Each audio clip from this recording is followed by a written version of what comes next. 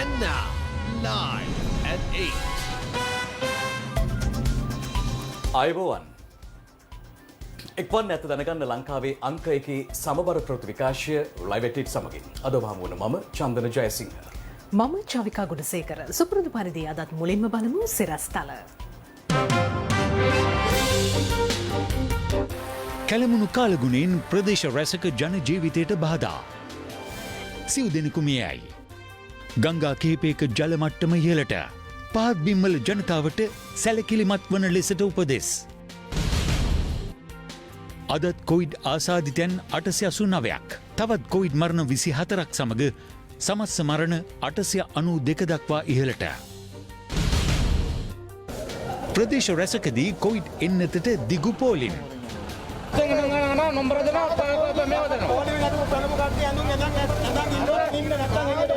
එන්නත් කරන වැඩපිළිවෙල ශක්තිමත් කිරීමට ශ්‍රී ලංකාව සහ ලෝක බැංකුව අතර ගිවිසුමක්. එළවලු අලෙවිකරගත නොහැකිව ප්‍රදේශ රැසක වෙළඳුන් ගැටලු රැසක.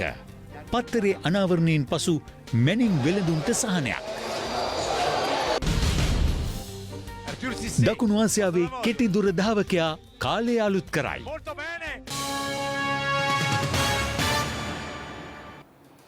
COVID-19 ආසාදිතයන් 889 දෙනෙකු අද මෙරටින් වාර්තා වුණා.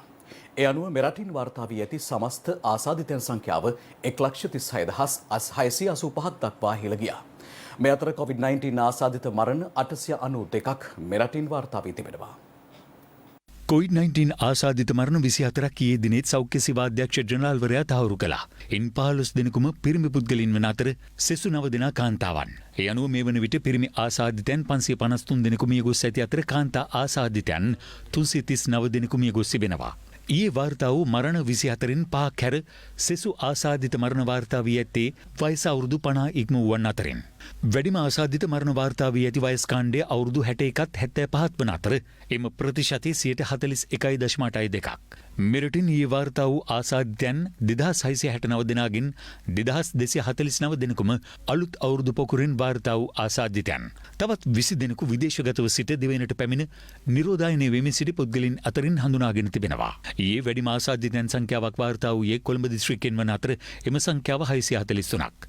ගම්පහ දිස්ත්‍රික්කයෙන් ආසාදිතයන් 301 දෙනෙකු, රත්නපුර දිස්ත්‍රික්කයෙන් ආසාදිතයන් 174 දෙනෙකු සහ ගාල්ල දිස්ත්‍රික්කයෙන් ආසාදිතයන් 155 දෙනෙකු වාර්තා වුණා. අපි දන්නවා මේ අවස්ථාවේදී පැතිරෙන ප්‍රභේදය අනුව කෙනෙක් රෝගී තත්ත්වයට, රෝගී උත්සන්න වීමේ තත්ත්වයට සමහර විට C grade පත් වෙන්න පුළුවන්. ඒ නිසා ඒ වගේ කෙනෙක් යම් කිසි විදියකින් රෝග ලක්ෂණ තියෙන කෙනෙක් ඉන්නවා නම් රෝහලකට ඉක්මනින් පැමිණීම ඉතාමත් සුදුසුය. කොග්ගල ආයෝජන කලාපයේ සේවකයන් 210 දෙනෙකු COVID-19 ආසාදිතයන් ලෙස ඊයේ හඳුනා ගැනුණා. ඒ කර්මාන්ත ශාලා 5ක සේවකයන් 1500ක් පමණ PCR පරීක්ෂණවලට ලක් කිරීමෙන් අනතුරුවයි.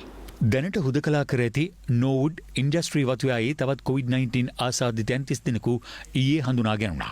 මීට පෙර එම ප්‍රදේශයෙන් ආසාදිතයන් 56 දෙනෙකු හඳුනාගෙන ඇති අතර ඔවුන්ගේ ආශ්‍රිතයන් 200 දෙනෙකු PCR පරීක්ෂණවලට යොමු කිරීමෙන් අනතුරුවයි මෙම ආසාදිතයන් 30 දෙනා හඳුනාගෙන ඇත්තේ. ඒ අනුව භගවන්තලාව සෞඛ්‍ය වෛද්‍ය නිලධාරී කාර්යාල බල ප්‍රදේශයෙන් හඳුනාගෙන ඇති සමස්ත ආසාදිතයන් සංඛ්‍යාව 281 දක්වා ඉහළ ගොස් තිබෙනවා. කැකිරාව පොලිසානේ සුළු පැමිණිලි සානාධිපතිවරයාද COVID-19 ආසාදිතයෙකු ලෙස හඳුනා ගැනුණා. ඒ ඊයේ පසුරුවේ සිදු කළ රැපිඩ් ඇන්ටිජන් පරීක්ෂාවකින් අනතුරුවයි. ඔහුගේ සමීප ආශ්‍රිතයන් නිරෝධායනයට යොමු කෙරුණා. COVID-19 රෝගීන් සඳහාම වෙනුණු ICU ඇඳන් ප්‍රමාණයක් තියෙනවා. ICU ඇඳන් 130ක් පමණ. ඊට අමතරව දැනට අපගේ රෝහලවල තියෙන අනිකුත් දැඩි සත්කාර ඒකක අපිට අවශ්‍යතාවයක් වුණොත් ඒ දැඩි සත්කාර ඒකකත් COVID-19 රෝගීන් සඳහා අපිට වෙන් කරන්න සිද්ධ වෙනවා. ඒ සඳහා අපි අවශ්‍ය සැලසුම් සකස් කරලා ඉවරයි. ඒ වගේම ඔක්සිජන් සපයා ගැනීම, ඒ සඳහා සිලින්ඩර අලුතින් ලබා ගැනීම, අලුතින් ටැංකි සවි කිරීම වැනි ක්‍රමවේදයන් සඳහා අවශ්‍ය මූලික කටයුතු මේ වන විට අපි සකස් කරලා ඉවරයි. හෝමාගම මූලික රුහලේ ප්‍රතිකාර ලබමින් සිටි COVID-19 ආසාදිතයෙකු අද පසුරුවේ රුහලින් පලා ගොස් තිබෙනවා. පොලිසිය සහ රුහල් කාර්ය මණ්ඩල සමාජිකයන් කළ සෝදිසියකදී රුහලේ සිට මීටර් 50ක් පමණ දුරින් පිහිටි ගලවිලවත්ත දුම්රියසානයට යාබද නිවසක් ආසන්නයේ සිටියේදී පසුව සොයා ගැනුණු බවයි රුහල් පොලිසිය පැවසුවේ. අවසාත් දෙකකදී මෙලෙස පලා ගොස් ඇත්තේ මීට දින 8කට පෙර රුහල්ගත කර තිබූ රාගම පදිංචි 28 හැවිරිදි පුද්ගලයෙක්. COVID-19 තුන්වෙනි රැල්ලත් සමග පැතිරී ඇති නව ප්‍රභේද හේතුවෙන් සංකූලතා ඇතිවීමේ වැඩි ප්‍රවණතාවක් ඇති බවත් කුඩා දරුවන් ඉන් ආරක්ෂා කර ගැනීමට කටයුතු කරන ලෙසත් ළමා රෝග විශේෂඥයින් පෙන්වා දෙනවා. විශේෂයෙන් අවුරුදු 1ට වඩා අඩු දරුවන් මෙම රෝගයේ වැළඳුනොත් සහ ඔවුන්ගේ ප්‍රතිශක්තිකරණ පද්ධතිය මෝරලා නැති නිසා වෙනත් අතුරු ආබාධ දෙන්නත් පුළුවන්. කොවිඩ් තත්ත්වය නිසා ඔවුන්ට සංකූලතා ඇති වෙන්න පුළුවන්. උග්‍ර කොවිඩ් තත්ත්වය ඇති වෙන්න පුළුවන් සහ ජීවිත හානි ඇති වෙන්න පුළුවන්. විශේෂයෙන්ම අපි ශ්‍රී ලංකාවේ සලකලා බැලුවාම ළමා මරණ සිදුවෙච්ච සියල්ලම වයස මාස 6ට වඩා අඩු දරුවන් තමයි මියදුනේ. මේ අතර කුඩා දරුවන්ගේ සායන කාසල් වීදියේ කාන්තා රෝහල තුල සාමාන්‍ය පරිදි පැවැත්වෙන බවත් ඒ සඳහා සහභාගී වන ලෙසත් එම රෝහලේ විශේෂඥ වෛද්‍යවරුන් ඉල්ලා සිටිනවා. මේ සංචරණ සීමා පැනවුවත් නියමිත දවස්වල අපේ සායන පවත්වගෙන යනවා. ඒ සායන වලට පැමිණිය යුතු දරුවන්ට මව්වරුන්ට ඒ සායන වලට පැමිණීමේ හැකියාවක් තියෙනවා. කාසල්විදී කාන්තා රෝහලේ ලදරු දැඩිසත්කාරයකින් පිටව යන ඉතාමත්ම කුඩා නොමේරු දරුවන්ගේ අපි නිතිපතා කරන ඇස් පරීක්ෂාවක් තියෙනවා. ඒ ඇස් පරීක්ෂාව කරන සායනත් වෙනද විදියටම පවත්වනවා. ඒ සායන වලට පැමිණීම ඉතාමත්ම වැදගත්. මවක් දරුවෙක්ට සමීප වෙනවා. විශේෂයෙන්ම අඩි 6කට වඩා සමීප වෙනකොට මුඛ ආවරණ පැනදිය යුතුයි. ඒ වගේම දරුවට මව් කිරි දෙන අවස්ථාවේ එලෙසම සිදුවිය යුතුයි. දරුවා අල්ලන විට අත පිරිසිදු කර ඇල්ලිය යුතුයි. ගෙදරට පැමිණියොත් කවුරු හරි අසල්වැසියෙක් වුණත් ඔවුන්ට දරුවා ඇල්ලීමට නොදිය යුතුයි. ඒ වගේම මව් කිරි දෙන මවකට වැක්සීනිය ලබාගත හැකියි. ගැබිනි මව්වරුන්ද වැඩි වශයෙන් ආරක්ෂා වීම අත්‍යවශ්‍ය බවත් නිවෙස් සුලම රැඳී සිටීම වැදගත් බවත් ශ්‍රී ලංකා පරිජන්ම වෛද්‍යවරුන්ගේ සංගමය අවධාරණය කරනවා. දියවැඩියා රෝගය සහිත අධික රුධිර පීඩනයෙන් පෙළෙන වකුගඩු ආබාධ වලින් පෙළෙන අපස්මාරය රෝගයෙන් පෙළෙන හදවත් රෝග වලින් පෙළෙන සහ ශ්වසන රෝග වලින් පෙළෙන මව්වරු Taman ගන්න ඖෂධ ඒ විදියටම පාවිච්චි කරන්න. සායන දිනවලට නොකඩවා පැමිණෙන මේ ප්‍රසූත වේදනාවල මූලික ලක්ෂණය නම් ඔබ වහාම රෝහල්ගත වෙන්න. කොපමණ සංචරණ සීමා තිබුණත් අපි ඔබ වෙනුවෙන් ඒ සඳහා කැපවීමෙන් සේවය කරන්න ලෑස්ති වෙලා ඉන්නවා. ඊ타මත්ම සුළු රෝගී තත්ත්වයක් පැවතුනත් ගර්භණී ඔබට අපි කාරුණිකව ඉල්ලා සිටිනවා රෝහලට ඇතුළු වෙන්න. දිවයිනට බලපෑ ඇති අයහපත් කාලගුණ තත්ත්වයේ හේතුවෙන් සිදු වූ ජල ගැලීම් සහ පස්කඳු කඩා වැටීම් වලින් පුද්ගලයන් සිව් දෙනෙකු මිය ගොස් තිබෙනවා. මේ අතර ගිනිකොන දිග අරාබි මුහුද ආශ්‍රිතව වර්ධනය වී ඇති අඩුපීඩන කලාපයේ හේතුවෙන් දිවයිනට බලපෑ ඇති කාලගුණයේ බලපෑම හෙට දිනේ වන විට අඩුවනු ඇතැයි කාලගුණ විද්‍යා දෙපාර්තමේන්තුව නිවේදනය කරනවා. කෙසේ වෙතත් අරාබි මුහුද ආශ්‍රිත මුහුදු ප්‍රදේශයේ සුළඟේ වේගය පැයට කිලෝමීටර 70ත් 80ක් දක්වා වැඩි වී හැකි බැවින් නැවත දැනුම් දෙනතුරු එම ප්‍රදේශවල දිහිවර කටයුතු සහ නාවික කටයුතු වල නොයෙදෙන ලෙස කාලගුණ විද්‍යා දෙපාර්තමේන්තුව දැනුම් දෙනවා. ගිනිකොන දිග අරාබි මුහුද ආශ්‍රිතව වර්ධනය වූ අඩුපීඩන තත්ත්වයේ හේතුවෙන් ඊයේ දිනේ පුරා ඇදැල්ණු අධික වර්ෂාවෙන් වැඩි බලපෑමක් එල්ල වී ගාල්ල දිස්ත්‍රික්කයටයි. ගාල්ල දිස්ත්‍රික්කයට ඇදැල්ණු අධික වර්ෂාවත් සමග ගින්ගඟ පිටාර ගැලීමෙන් ඒ දෙපස පහත් බිම් රැසක් ජලයෙන් යට වුණා. එමෙන්ම ගාල්ල දිස්ත්‍රික්කයේ උඩුගම අලුත්වත්ත ප්‍රදේශයේදී ගින්ගඟට සම්බන්ධ ඇල මාර්ගයක පාලමක් මතින් ගමන් කරමින් සිටියේදී සැඩ පහරකට හසුව 32 වැනි පුද්ගලයෙකු ඊයේ අතුරුදන් වුණා. අප කළ විමසීමකදී ගාල්ල දිස්ත්‍රික්ක අපදා කළමනාකරණ මධ්‍යස්ථානයේ පැවසුවේ එලෙස අතුරුදන් වූ පුද්ගලයාගේ මලසුර අද උදෑසන සොයාගත් බවයි. මේ අතර නාගොඩ පරණ තානායම්ගොඩ පහළ කුඹුර ප්‍රදේශයේ පදිංචිව සිටි 51 අවුරුදු පුද්ගලයෙකුද දිය ගිලීමෙන් ජීවිතක්ෂයට පත්ව ඇතැයි ගාල්ල දිස්ත්‍රික්ක අපදා කළමනාකරණ මධ්‍යස්ථානයේ පැවසුවා. මේ අතර ගින්ගඟ පිටාර ගැලීම හේතුවෙන් උඩුගම තවලම මාර්ගයේ ස්ථාන කිහිපයකින් ජලයෙන් යට වූ අතර ගාල්ල මාපලගම මාර්ගයේදී ගමන් කිරීමට හැකි වූයේ නාගොඩ දක්වා පමණයි. ගාල්ල දිස්ත්‍රික්කයේ නෙළුව තවලම නාගොඩ ඇතුළු ප්‍රදේශ රැසක පහත් බිම් මෙලෙස ජලයෙන් යට වුණා.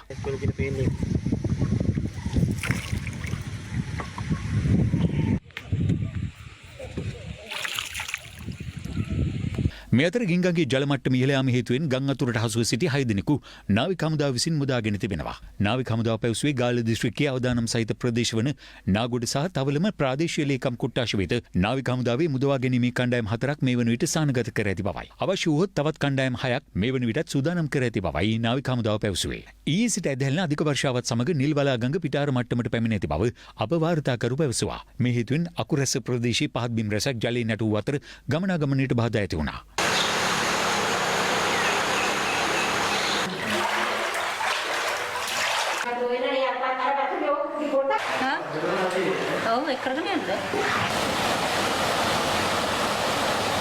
පිටාරගැලූ ජලය බැසයාම් පිණිස මාතර තොටමුණේ පිහිටි නිල්වලා ගඟේ මෝය කටේ වැලි ඉවත් කිරීමටද අද පියවර ගත්තා. මේ අතර ඊයේ දිනේ පුරා ඇදැල්ණු අධික වර්ෂාව හේතුවෙන් කෑගල්ල දිස්ත්‍රික්කයේ වරකාපොළ ප්‍රාදේශීය ලේකම් කොට්ටාශයේ ගස්නාව ප්‍රදේශයේ සිදු වූ නායාමක් හේතුවෙන් නිවාස දෙකකට හානි සිදුව තිබෙනවා. කෑගල්ල දිස්ත්‍රික් ලේකම්වරයා පැවසුවේ නායාම හේතුවෙන් එක් නිවසක සිටි කාන්තාවක් සහ පිරිමි පුද්ගලයෙකු පස් කඳුවලට යට වූ බවයි. එහිදී කාන්තාවගේ ජීවිතය බේරා ගැනීමට හැකිව ඇති අතර 55 හැවිරිදි පිරිමි පුද්ගලයා ජීවිතක්ෂයට පත්ව තිබෙනවා. ඉතින් අපි දැන්ට මේ ගාමිණිධාරී සහ ප්‍රාදේශීය ලේකම් අපි අවශ්‍ය උපදෙස් ලබා දීලා තියෙනවා මේ අය වහාම ආරක්ෂිත ස්ථානවලට යොමු කරන්න කියලා. කොළඹ හැටන් මාර්ගයේ අවිස්සාවේල්ල තල්දුව ප්‍රදේශයෙන් ජලය නැටුනේ ඇදහැල්ණු අධික වර්ෂාවත් සමගයි. අප වාර්තාකරු පැවසුවේ අවිස්සාවේල්ල රත්නපුර මාර්ගයේ ඉහළ අවිස්සාවේල්ල මාර්ගයට පස්කඳු කඩා වැටීමෙන් එම මාර්ගයේ අවිස්සාවේල්ල තානායම සහ පොලිසිය අතර කොටසේ ගමනාගමනයට බාධා මතු වූ බවයි. ඇදහැල්ණු අධික වර්ෂාවත් සමග කැලණිගඟ පිටාර ගැලීම නිසා බියගම කොළඹ ප්‍රධාන මාර්ගයේ පට්ටිවිල මංසන්දියෙන් වසා දැමුණා. අප වාර්තාකරු පැවසුවේ ගඟ පිටාර ගැලීම හේතුවෙන්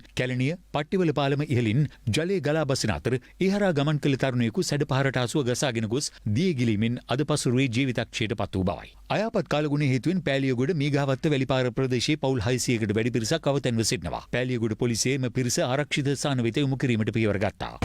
ග්‍රාමසේවක මහත්තයා කිව්වා පොලිසිය පාඩු දෙනවා ඕගලන්ට ඔයාලා කැමර එක ගේනවා. ඒ පාර්සලේ අරගෙන දීලා කන්න.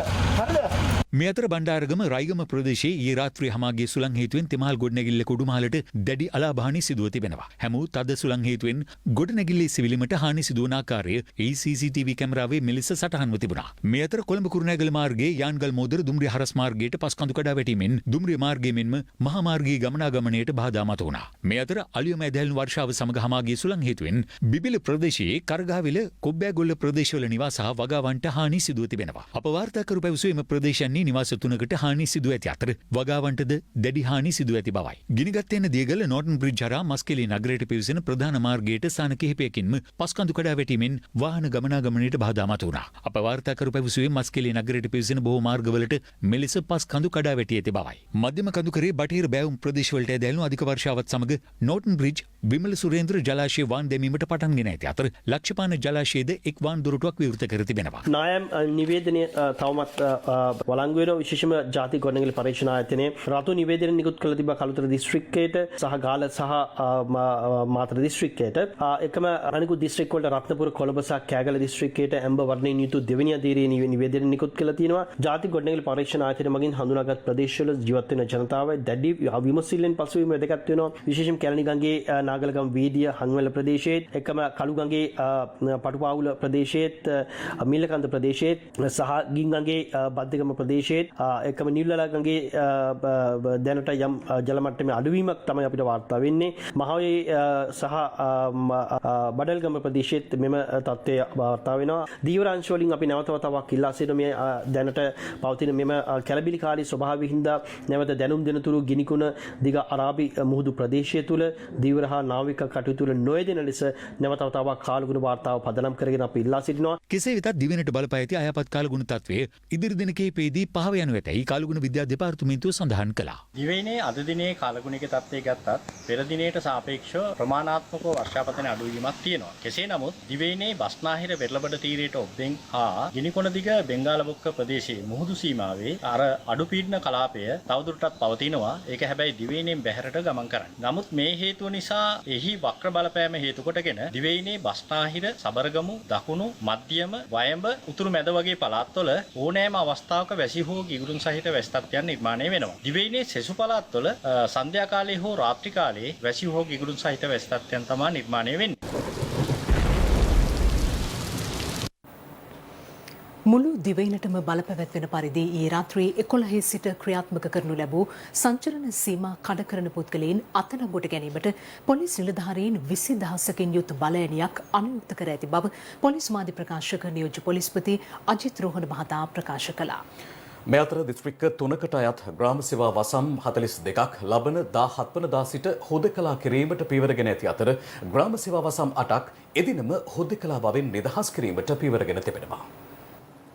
COVID-19 වෛරසය පැතිරීම හමුවේ සියලුම දිස්ත්‍රික්කවලට අයත් ග්‍රාම සේවා වසම් රැසක් මේ වන විට හුදකලා කර තිබෙනවා. ඒ අතරට ලබන 17 වෙනිදා අලුයම 4 සිට බලපැවැත්වෙන පරිදි මඩකලපුව ත්‍රිකුණාමලය සහ කුරුණෑගල යන දිස්ත්‍රික්ක 3ට අයත් තවත් ග්‍රාම සේවා වසම් 42ක් හුදකලා කරන බවයි යුද හමුදාපති ජෙනරල් ශවීන්ද්‍ර සිල්වා මහතා ප්‍රකාශ කළේ. මේ අතර ත්‍රිකුණාමල දිස්ත්‍රික්කයේ ප්‍රදේශ කිහිපයක් සහ කළුතර දිස්ත්‍රික්කයේ ප්‍රදේශ කිහිපයක්ද ලබන 17 වෙනිදා උදෑසන 4 සිට බලපැවැත්වෙන පරිදි හුදකලා බවින් නිදහස් කරනු ඇත. මේ අතර ඊයේ රාත්‍රියේ සිට බලපැවැත්වෙන පරිදි දිවයින පුරාම ක්‍රියාත්මක වන සංචරණ සීමා අකුරටම පිළිපැදිය යුතු බව පොලිස් මාධ්‍ය ප්‍රකාශක නියෝජ්‍ය පොලිස්පති අජිත් රෝහණ මහතා ප්‍රකාශ කළා. කිසිම වෙළඳසැලක් ආයතනයක් විවෘත කිරීමට හැකියාවක් නැහැ මේ කාල පරිච්ඡේදය තුල නිරෝධායන රීතීන්ට අනුව. එසේ විවෘත කළ හැක්කේ ඖෂධ සැල් පමණයි. ඒ වගේම මේ ඖෂධ සැල් වලට ගමන් කිරීමට හැකියාව ලැබෙන්නේ යම්කිසි පුද්ගලයෙකුට තමාගේ ආසන්නම ඖෂධ සැල වෙත පමණයි. එසේ නොමැතිව තමාගේ ඖෂධ සැල පසු කර වෙනත් ප්‍රදේශයකට ගමන් කිරීමට හැකියාවක් ලැබෙන්නේ නැහැ. කෙසේ වෙතත් සංචාරණ නීති කඩ කරන පුද්ගලයන් අත්අඩංගුවට ගැනීම සඳහා පොලිස් නිලධාරීන් 20000කට අධික පිරිසක් යොදවා තිබෙනවා. සංචාරණ සීමා පැනවීමත් සමග බොහෝ නගර පාළුවට ගොස් තිබෙන අයුරු දැක ගැනීමට හැකි වුණා.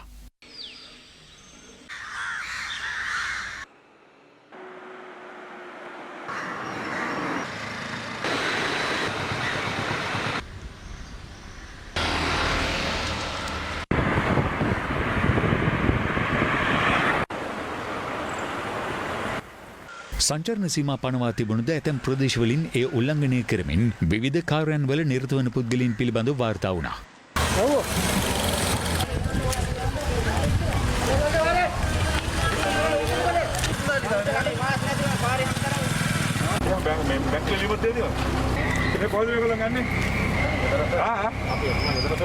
මේ අතර සංචරණ සීමා කඩ කරන පුද්ගලයන් සොයා සිදු කළ සෝදිසි මෙහෙයුම් අතරතුර හලාවත ඉරණවිල නිවසක රහසිගතව සැඟව සිටි පුද්ගලයන් 29 දෙනෙකු අත්අඩංගුවට ගැනීමට නාවික හමුදාවට හැකි වී තිබෙනවා. මොවුන් පිළිබඳ සිදු කළ මූලික විමර්ශනවලදී අනාවරණය වී ඇත්තේ ඕස්ට්‍රේලියාවට පලා යාමේ අරමුණින් මෙම නිවසේ ඔවුන් සැඟව සිට ඇති බවයි. අත්අඩංගුවටගත් පුද්ගලයන් යාපනයේ මඩකලපුව මුලතිව් සහ වැල්ලවා යන ප්‍රදේශවල පදිංචිකරුවන් වනවා. ගම්පා කොටදෙනියාව නගරේ රථවාහන පරීක්ෂා කිරීමේදී අත්‍යවශ්‍ය සේවා යනුවෙන් සඳහන් කර ඇති නාමපුවරුවක් සහිතව ධාවනය වෙමින් තිබූ ලොරි රථයක් පරීක්ෂා කිරීමේදී එහි තිබී මත්පැන් තොගයක් සමග පුද්ගලයන් 2 දෙනෙකු අත්අඩංගුවට ගෙන තිබෙනවා. මෙම සංචරණ සීමා ක්‍රියාත්මක වන කාලය තුළ වියලි ආහාර ද්‍රව්‍ය සහ පිසු ආහාර පාරිභෝගිකයන්ගේ නිවෙස්වලට ගෙන්වා ගැනීමේ ජංගම සේවා ක්‍රියාත්මක කිරීමට අවසර ලබා දී තිබෙනවා. එමෙන්ම සංචරණ සීමා ක්‍රියාත්මක කරන කාලය තුළ නිවසටම ඖෂධ ගෙන්වා ගැනීම සඳහා විශේෂ ක්‍රමවේදයක් සකස් කර ඇති බව රාජ්‍ය ඖෂධ නීතිගත සංස්ථාවේ සභාපති විශේෂඥ වෛද්‍ය ප්‍රසන්න ගුණසේන මහතා පැවසුවා. ඔහු කියා සිටියේ රාජ්‍ය ඖෂධ නීතිගත සංස්ථාව මගින් අවශ්‍ය ඕනෑම ඖෂධයක් ජනතාවගේ නිවසටම ගෙන්වා ගැනීම සඳහා කටයුතු යොදන බවයි. මේ අතර යුද හමුදාපති ජෙනරල් ශවින්ද්‍ර සිල්වා මහතා කියා සිටියේ සියලුම ඇඟලුම් කර්මාන්ත සේවකයන්ට සංචරණ සීමා බාධාවක් නොමැති බවයි. ඒ අනුව සෞඛ්‍ය මාර්ගෝපදේශවලට යටත්ව ඇඟලුම් කර්මාන්ත ක්‍රියාකාරකයන්ට සිය සේවාවන් සිදු කරගෙන යාමට අවස්ථාව හිමි වනවා. ඇඟලුම් නිෂ්පාදනය, බෙදා හැරීම, ආනයනය සහ අපනයනය වැනි කාර්යයන් ආරක්ෂක බුබුලු ක්‍රමයට අනුගත කළ හැකි බවයි යුද හමුදාපතිවරයා ප්‍රකාශ කළේ. මේ අතර COVID-19 අවදානම් හමුවේ වසා දැමුණු දක්ෂිණ අධිවේගී මාර්ගයේ පිවිසුම් හා පිටවීමේ දුරටු 4ක් යලි විවෘත කර තිබෙනවා. ඒ කඩුවෙල පිවිසුමේ ඇතුළුවීමේ දුරටු 2ක් සහ පිටවීමේ දුරටු 2ක් ලෙස විවෘත කර ඇති බවයි දක්ෂිණ අධිවේගී මාර්ග පාලන හා මෙහෙයුම් ඒකකයේ සඳහන් කරන්නේ. කෙසේ වෙතත් දක්ෂිණ අධිවේගී මාර්ගයේ කොතලාවල වැලිපැන්න සහ ඉමදුව යන පිවිසුම් දුරටු තවදුරටත් වසා තැබෙනු ඇති.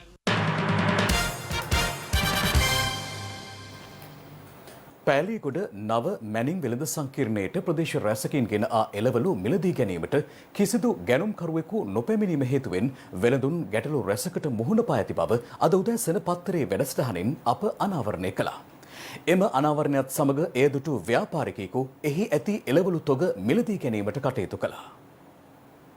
දැන් සූදානම් චන්දන පුස්වැල ආද උදෑසන සංචාරණ සීමා බලපෑවැත්වෙන අවස්ථාවේ රැඳී සිටින්නේ කොහෙද කියලා බලන්න. ආයිබෝන් සුබ උදෑසනක්. ඔබ කොහෙද චන්දන? ඔව් ආයිබෝන් රංගන සුබ උදෑසනක්. අපි ආව පෑලියගොඩ පැත්තට. පෑලියගොඩ නව මැනින් වෙළඳ සංකීර්ණයට ආව රංගන එළවලු නම් බොහොමයක් තිබෙනවා. මේව ගෙනියන්න වෙළඳ මහතුන් නැහැ. වෙනද මේ වගේ වෙලාවට මේ වගේ මේ අට්ටි ගහලා එළවලු නැහැ. අලවි වෙලා අවසන් අදියර තමයි තියෙන්නේ. නමුත් අද එහෙම නැහැ. ගෝනි 100ක් විතර තියෙනවා කඩේ තව. හැම දෙයක්ම තියෙනවා. කිසිම දෙයක් විකුණුන්නේ නැහැ. මොකද සෙනග ආයව නැහැ බඩු ගන්න. මොකද්ද හේතුව? එළවලු මෙච්චර ප්‍රමාණයක් ලැබිලා තිබ්බත් මේ වෙන විට මැනින් වෙළඳපොලේ ඉන්නේ ඒ කඩවල හිමිකරුවෝ සහ සේවකයෝ පමණයි. කිසිම කෙනෙක් එළවලු ගෙන යාම සඳහා තොග ව්‍යාපාරිකයෙක් කිසි කෙනෙක් ඇවිල්ලා නැහැ. ඉතින් මේ අනුව ව්‍යාපාරිකයා අද ඉතාමත්ම අසරණ තත්ත්වයට පත් වෙලා තියෙනවා. කියන්නකෝ අද කොහොමද එළවලු මිල කරන්න යන්නේ කියලා.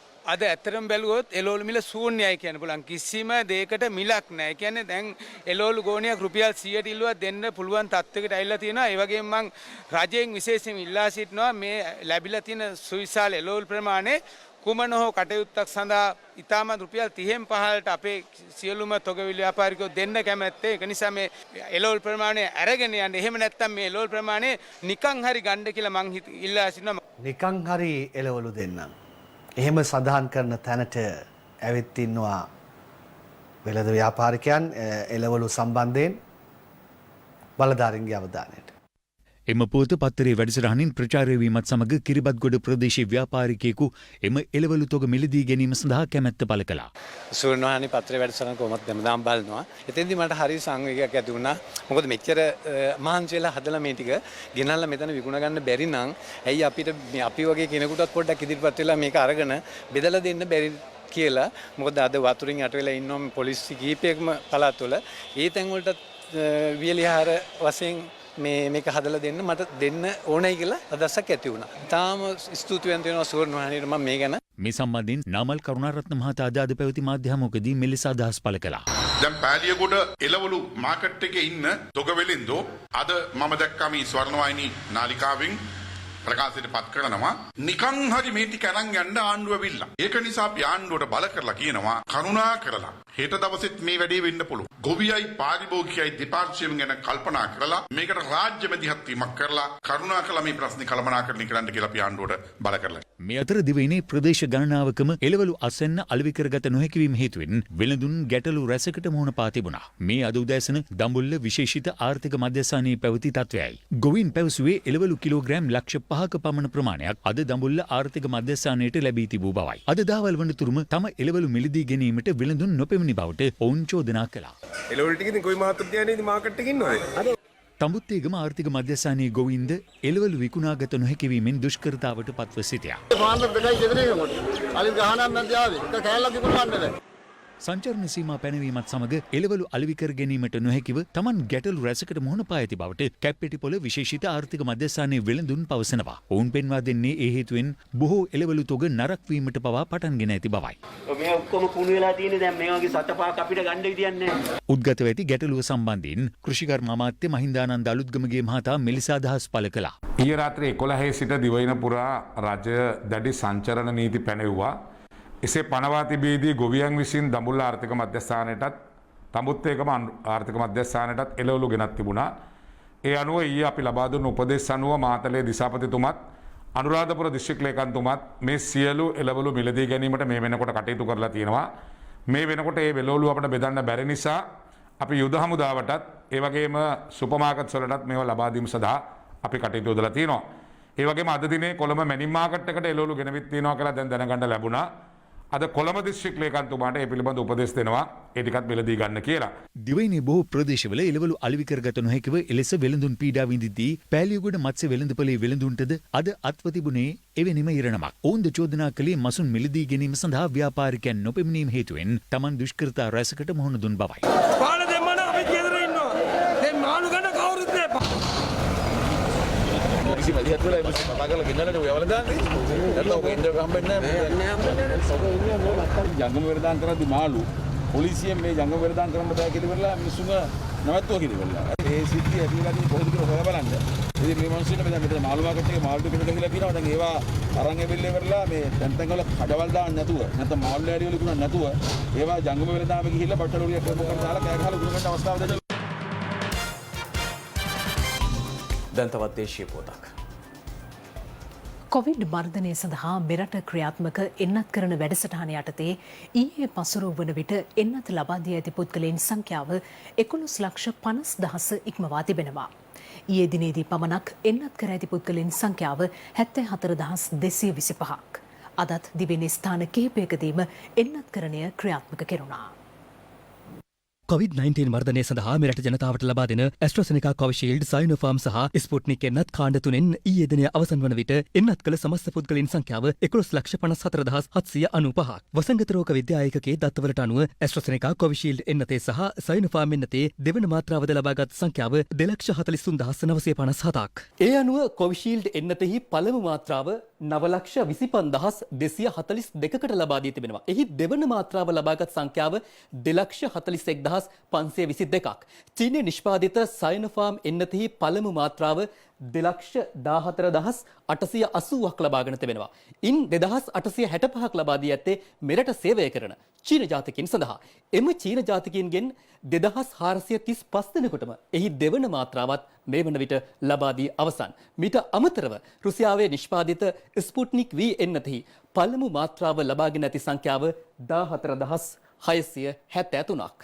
ඒ අනුව මෙම එන්නත් වර්ග තුනෙන් එක් මාත්‍රාවක් හෝ ලබාගෙන ඇති ප්‍රතිශතය මෙරට ජනගහනයෙන් 5% පමණ ප්‍රමාණයක්. මේ අතර කොවිඩ් වසංගතයෙන් දරුණු ලෙස පීඩාවට පත් වූ අසල්වැසි ඉන්දියාව පිළිබඳ අවධානය යොමු කළහොත් ඉන්දියාවේ ජනගහනයෙන් එන්නත් මාත්‍රා දෙකම ලබාගෙන තිබෙන්නේ 3%ක ප්‍රතිශතයක්. ඉන්දියාවේ එන්නත්කරණය ආරම්භ වුණේ පසුගිය ජනවාරි 16 වෙනිදා. ඒ අනුව එරට ජනගහනයෙන් එන්නත් මාත්‍රා දෙකම ලබාගෙන තිබෙන්නේ 3%ක ප්‍රතිශතයක්. එක් එන්නත් මාත්‍රාවක් පමණක් ලබාගෙන ඇත්තේ 10%ක ප්‍රතිශතයක්. බස්නාහිර පළාතේ ඉහළ අවදානමක් සහිත ප්‍රදේශවල ජනතාවට කොවිඩ් මර්ධන එන්නත් ලබා දීම අදත් සිදු කෙරෙනු අතර ජනතාව මහත් උනන්දුවකින් මෙලෙස දිගු පෝලිම්වල රැඳී සිටිනු දක්නට ලැබුණා. මේ අතර එන්නත් කරන වැඩපිළිවෙල විධිමත්ව සහ සැලසුම් සහගතව ක්‍රියාත්මක කිරීම සඳහා අදත් ප්‍රදේශ කිහිපයකදී යුද හමුදාව ප්‍රමුඛ ත්‍රිවිධ හමුදාව සිය දායකත්වය ලබා දුන්නා. ඊයේ හදිසිය තමයි ඇත්තටම මේ යුද හමුදා සහයෝගය මට ලැබුණේ. මම ඒක ඉතාමත් ඉහළින් පිළිගත්තා. ශ්‍රී ලංකා යුද හමුදාව මේ සඳහා ඉතාමත්ම වෙහෙසී කටයුතු කරනවා. විශේෂයෙන්ම ඔවුන්ගේ අවම පහසුකම් පවා නොතකා ඇතැම් එන්නත් කරන මධ්‍යස්ථාන අසල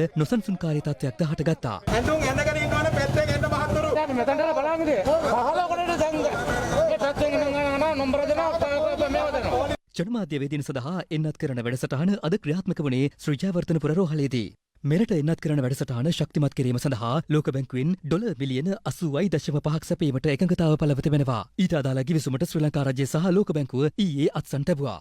මේ අතර ලක්ෂ 6කට වැඩි පිරිසකට ඇස්ට්‍රාසෙනිකා කොවිෂීල්ඩ් එන්නතෙහි දෙවන මාත්‍රාව ලබා දිය යුතු අතර කොළඹ නගර සීමාව තුළ පමණක් එම එන්නත ලබා දිය යුතු පිරිස 1,50,000කට ආසන්නයි. බස්නාහිර පළාතේ එන්නත්කරණය අවසන් වුණා. නුවර දිස්ත්‍රික්කය, කුරුණෑගල දිස්ත්‍රික්කය, රත්නපුර දිස්ත්‍රික්කය වැනි දිස්ත්‍රික්කවල එන්නත්කරණය පටන් ගන්නටත් ඊට සමගාමී අනෙක් දිස්ත්‍රික්කවලත් එන්නත් ලැබෙන ආකාරය අනුව එන්නත්කරණය සිදු කිරීමටත් අපි බලාපොරොත්තු වෙනවා. දැන් රට වටින් අටට. රට වටින් අටට. ගාල්ල මකුළුව ප්‍රදේශයේ ඉදිකරමින් පැවති තෙමහල් ගොඩනැගිල්ලක ඉහළ මහලේ සරුංගල් යැවීමේ නිරතව සිටි තිදෙනෙකු එම ගොඩනැගිල්ලෙන් පහළට ඇද වැටි ජීවිතක්ෂයට පත්ව තිබෙනවා. තුන් පාරක් දඩම් ගාලා සද්දය ඇහුණා. අපි තමයි ඉස්සෙල්ලා එතෙන්ට දුවගෙන ගියේ. ඒ යනකොට ඉතින් තුන් දෙනාම එකතැන. මෙම අනතුරින් මිය ගොස් ඇත්තේ අවුරුදු 40 ඉක්ම වූ පුද්ගලයන් දෙදෙනෙකු සහ වයස අවුරුදු 5ක පමණ කුඩා පිරිමි ළමයෙකු බවයි ගාල්ල පොලිසිය පැවසුවේ. පසුගිය දිනක බණ්ඩාරවැල නගරේ වෙළඳාමේ නිරතව සිට යතුරු පැදියකින් නිවස බලා යමින් සිටි පුද්ගලයෙකු ත්‍රිරෝධ රථයකින් පැහැරගෙන යාමේ සිද්ධියට සම්බන්ධ පුද්ගලයන් 5 දෙනෙකු පොලිසිය මගින් අත්අඩංගුවට ගෙන තිබෙනවා. මොවුන් මද්‍රව්‍යවලට ඇබ්බැහි වූවන් බවයි පොලිසිය පවසන්නේ. ඒ සමගින් අදට අප සමුගන්නවා. සුබ රාත්‍රියක්. සුබ රාත්‍රියක්.